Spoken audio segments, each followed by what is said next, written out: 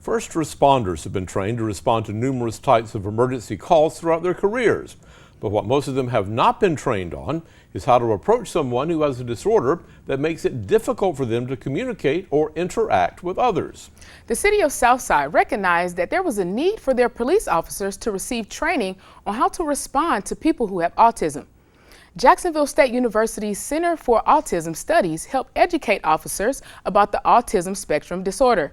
During the training class held earlier today, video clips with different scenarios were just one of the many ways first responders learned what to be aware of when dealing with someone on the autism spectrum. Assistant Director Valerie Wheat says 1 in 59 children are diagnosed with autism, and it's important for officers to know how to treat people with this disorder. One of the big things I think is like eye contact and understanding that a person with autism, they process information, sensory input, they process information very differently than we all do. And so sensory overload sometimes is an issue in dealing in an emergency situation. Lieutenant Jay Freeman says the police department is very fortunate to have received this training.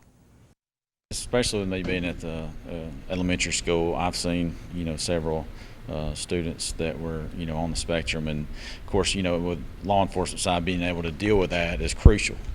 And that way we know what we're looking for when we go to a call where that could potentially be there, and be able to handle that call accordingly. Freeman says that this is just another way officers will be of service to the community.